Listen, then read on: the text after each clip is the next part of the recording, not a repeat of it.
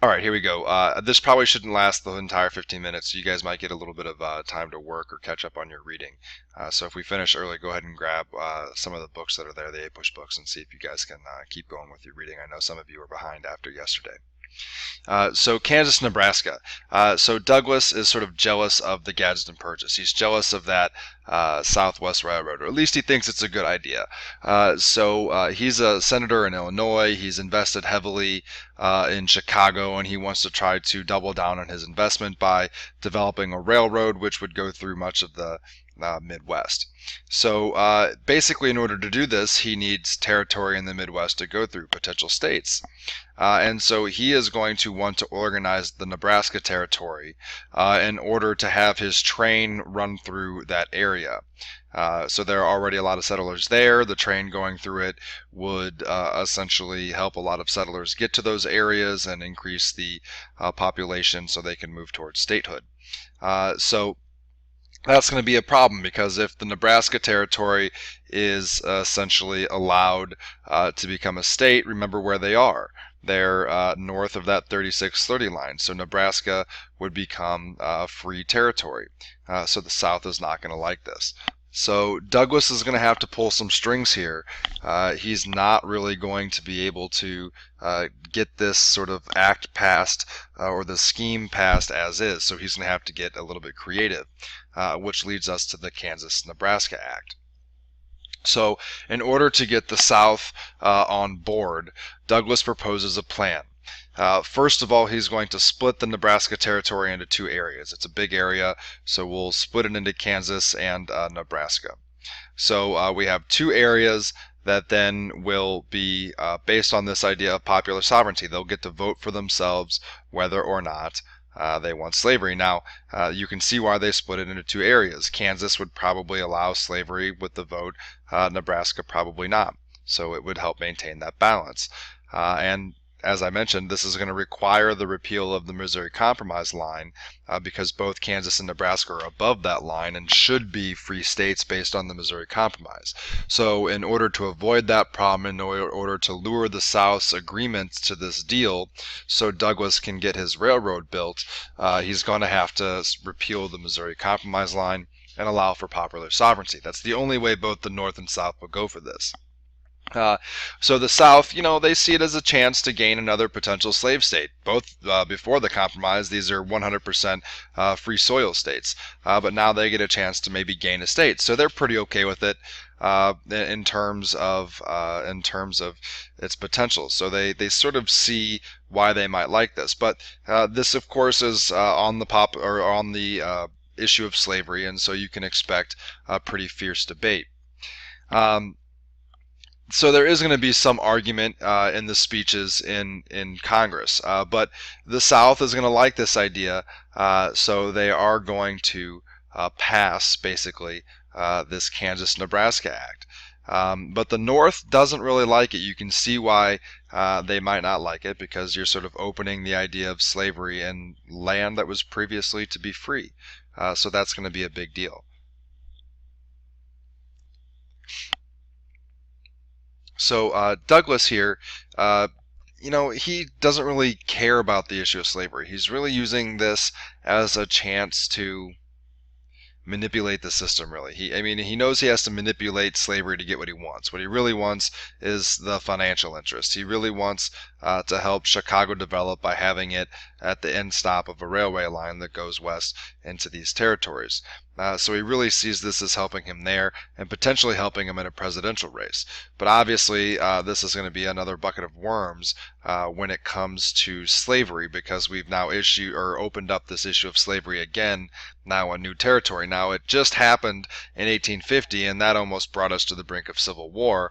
And now here we are again with the situation that is going to bring slavery front and center. So here's a nice map that'll help you guys visualize. You can see the Nebraska territory, big territory, the Kansas territory, and the Utah and New Mexico territories now are also open for popular sovereignty. So those pinkish colors, as you can see, they're open to popular sovereignty to pick on their own, whether it was with the Kansas-Nebraska Act of 54 or the Compromise of 1850. So this is going to lead directly to the war. This is one of the main causes of the war, and this is going to lead to a time that we'll call Bleeding Kansas that we'll get to when we get to slavery. But the Kansas-Nebraska Act is going to be one of the main sort of 7 causes of the war, if you will.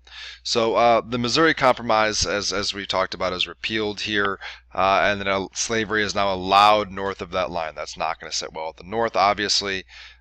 So there's going to add some tensions there. The Compromise of 1850, as we said, unofficially repealed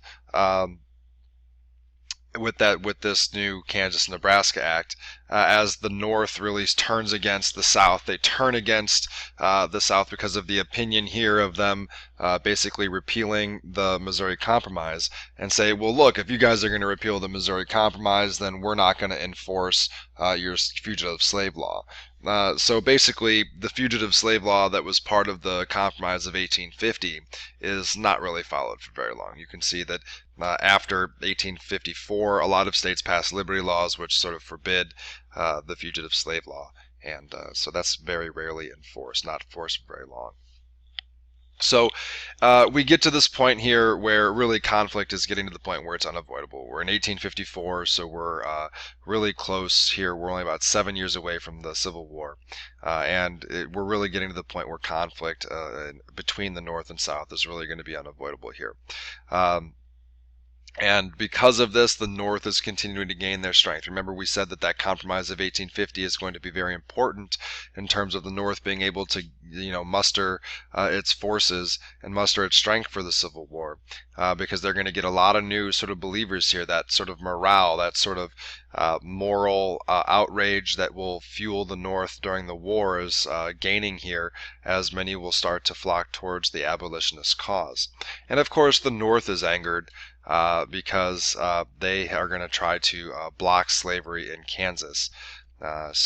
Which is upsetting, because part of the Kansas-Nebraska Act is that hopefully that the 2 territories will be split between slavery and free soil.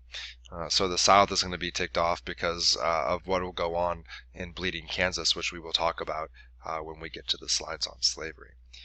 So just to sort of finish up here with Kansas-Nebraska, the Democratic Party isn't really going to be doing very well here, and they elected Buchanan and then will not win the White House again for a very long time. So the Democratic Party here is going to take a hit with Kansas-Nebraska because their support in the North is going to evaporate very quickly. And the North is going to essentially adopt a new political party, which is the Republican Party. So the Kansas-Nebraska Act directly leads to the creation of the political party in the North. They're so outraged at the cancellation of the Missouri Compromise and all of the sort of gains that slavery has made, that they create a Republican Party which basically is a free soil party. So they sort of quickly spread as opponents of Kansas-Nebraska. You have the Free Soilers, some know-nothings. Remember that anti-immigration party. But this is going to be basically an anti-slavery party, the Republican Party, which of course becomes very important because the future leader of this party will be Abraham Lincoln.